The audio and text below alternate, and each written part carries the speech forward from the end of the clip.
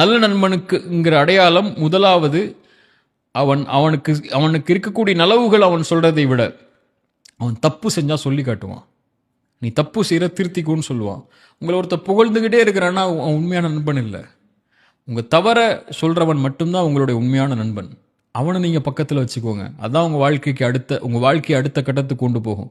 நீ என்ன பண்ணாலும் நல்லதாண்டா பண்ணுற மச்சான், நீ உன்ன மாதிரி இருக்குமா, நீ தாண்டா உன்னை தவிர யாரான்னு சொல்லிட்டு அவன் சொல்லுவான்ல, அவன் உங்கள் நல்ல நண்பன் இல்லை. தப்பு செய்யும்போது தப்பான பாதையில் போகிற, இது தப்பு, இதை விடு அப்படின்னு சொல்லுவான்ல, அவனை தேர்ந்தெடுத்துக்கோங்க. ரெண்டாவது, இன்பமான நேரத்தில் எல்லாமே இருக்கும்போது உங்களோட இருக்கிறவனை விட நீங்கள் நஷ்டத்திலையும் கஷ்டத்திலையும் பிரச்சனைகள்லையும் இருளையும் இருக்கும்போது நான் இருக்கவா, உன் காரியத்தை நான் லேசாக்கிறவான்னு சொல்லி உங்களுக்கு கரம் கொடுக்குறான்ல, அந்த நண்பனை தேர்ந்தெடுத்துக்கோங்க. அது ரொம்ப கஷ்டம். அல்லாட்ட கேளுங்க, ரப்பிட்ட கேளுங்க, எல்லாம் எப்படி ஒரு நண்பனை கொடியா அல்லான்னு சொல்லி. அல்லா